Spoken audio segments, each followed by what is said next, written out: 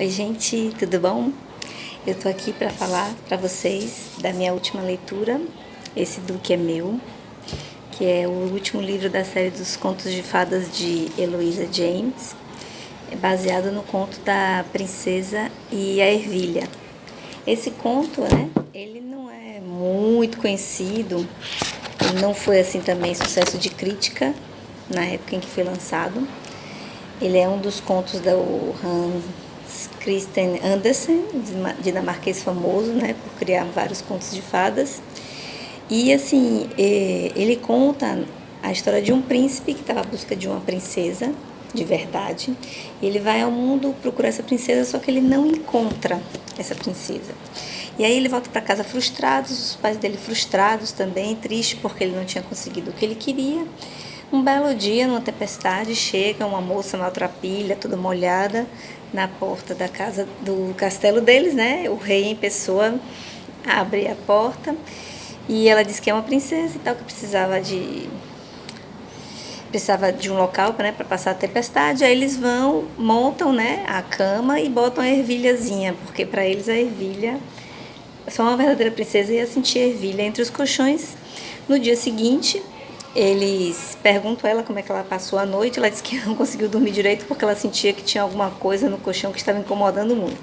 E aí eles percebem que ela era uma princesa verdadeira. O príncipe se casa com ela e são felizes para sempre. Bem simples, a história, e ao mesmo tempo é um tanto quanto estranha, Porque como é que uma ervilha pode revelar a natureza da princesa? E aí eu andei pesquisando alguns locais que me desse um significado melhor dos símbolos, desse conto de fadas, porque eu encontrei um que também ajuda bastante a entender como a Eloisa James enriqueceu bastante essa história com os elementos da princesa e a ervilha. E eu encontrei um num site chamado Horóscopo Virtual. E antes que vocês perguntem, eu não acredito em horóscopo, desculpa quem acredita, mas eu não acredito. Mas a explicação deles foi muito interessante, aí eu vou ler um pedacinho aqui para vocês entenderem, Esse conto nos mostra que devemos observar o que há por trás das aparências, e que essa é uma característica típica do feminino. O príncipe deseja se casar, mas não encontra uma verdadeira princesa. Do ponto de vista masculino, esse príncipe simboliza um homem que está em busca de um amadurecimento em relação aos sentimentos. Ele procura uma mulher nobre. O que há de interessante é que a princesa se apresenta maltrapilha, ou seja, fora do padrão de beleza estipulado. Ela chega toda molhada em uma noite chuvosa. E isso remete à operação... Aí é uma outra situação que eles colocam, É uma operação alquimia Absolutio. Absolutio é uma das operações mais importantes da alquimia. Está ligada às águas e limpeza, à dissolução e ao mundo dos sentimentos e das emoções. Ela também é considerada um retorno ao útero, para um renascimento e o ressurgimento de uma nova forma regenerada. Do ponto de vista feminino, a princesa do conto está se limpando de coisas que não agregam mais à sua vida. Ela está em contato com seus sentimentos e sua sensibilidade feminina. Somente uma princesa, alguém com uma alma nobre, pode ser tão sensível ao ponto de sentir uma ervilha em sua pele. O teste da pretendente, feito pela agora sogra, é um tema comum na mitologia. Vemos isso de forma contundente no mito de Eros e Psique. Em termos psicológicos, parece que a mulher precisa ser testada, de forma que ela mostre que possui qualidades e a força necessária para conseguir tirar o homem dos braços da mãe. Forte esse detalhe, O teste imposto pela sogra consiste em verificar se a candidata possui a sensibilidade à flor da pele. A ervilha colocada sobre a imensa pilha de colchões faz referência a algo muito pequeno e que, como um grão, também simboliza a fertilidade. A ervilha pequena, então, significa que a princesa não ignora aquilo que a incomoda, por mais ínfimo que seja.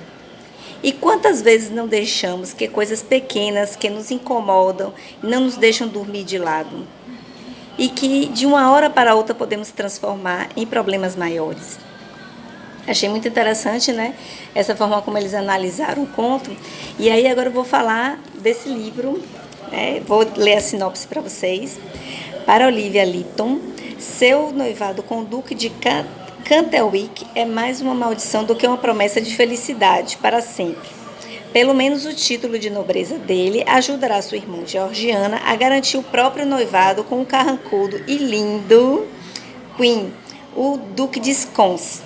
Um par perfeito para ela em todos os sentidos. Quer dizer, menos um, porque ele está apaixonado por Olivia, a curvilínea, teimosa e inconformista irmã gêmea de sua noiva, lhe desperta um desejo desconhecido.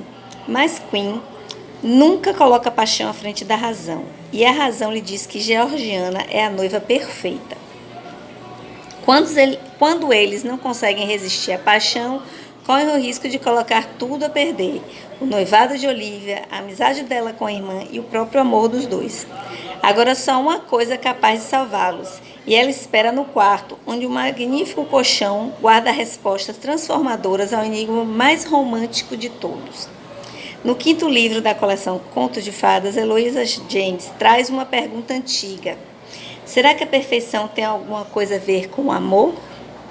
E é muito interessante, né, a história deles, porque a Eloisa James coloca um narrador onisciente que em vários momentos da história ele vai narrando, como, já demonstrando que ele sabe mais ou menos o que vai acontecer no futuro. E as duas irmãs, elas foram criadas, uma é mais curvilínea, né, como foi dito, e uma é mais magrinha. Eu me lembrei muito, apesar de não ter referência nenhuma, mas eu, na minha mente, criei a imagem das duas meia-irmãs da Cinderela, né? Que uma é mais rechonchuda e outra é mais magrinha.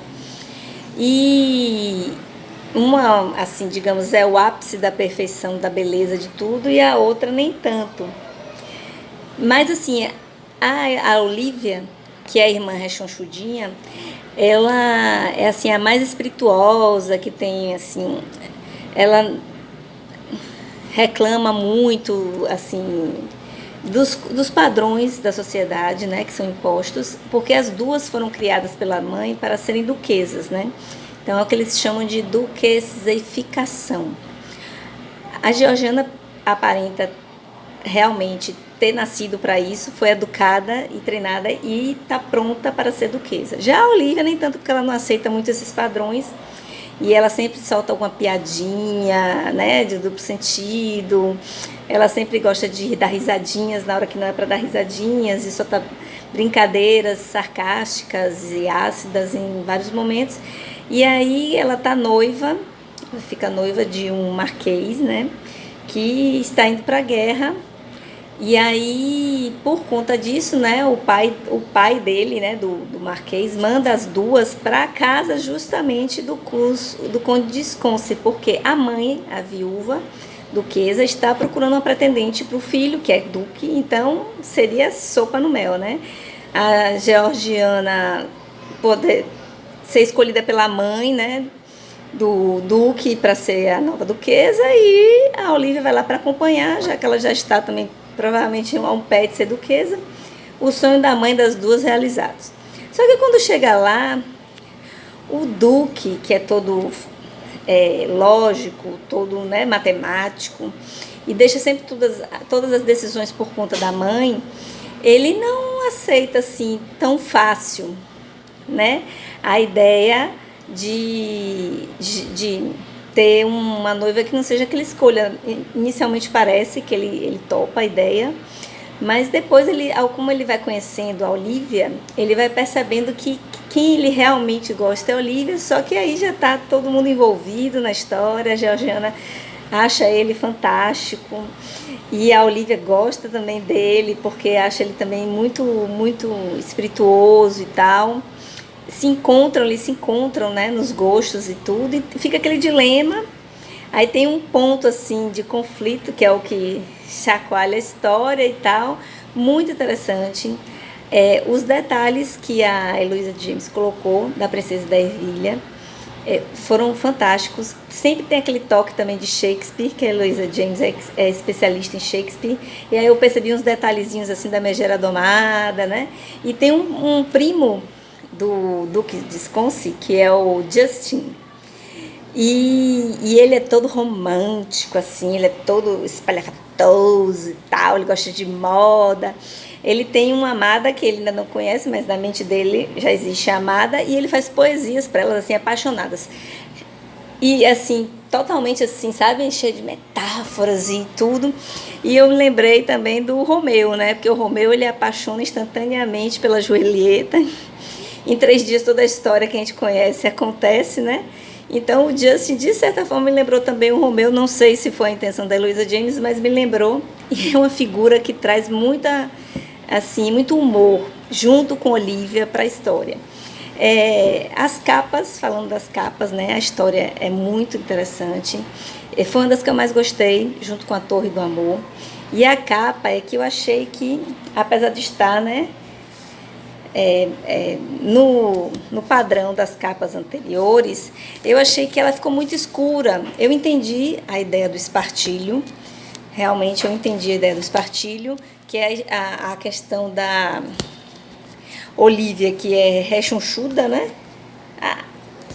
A questão da Olivia, que é rechonchuda, então o espartilho está meio folgado, né? E também tem um detalhezinho do espartilho no meio da história, que também quem lê vai ter esse prazer. Junto com a Torre do Amor, foi o que eu mais gostei. Realmente foi difícil superar a Torre do Amor, mas chegou bem perto mesmo. Gostei bastante, recomendo a vocês. E até a próxima, espero que não tenha falado demais. Deixe seus comentários, o que vocês acharam do livro, quem leu, o que vocês acharam do que eu falei, se vocês concordam ou não. E um grande beijo, bom fim de semana para vocês.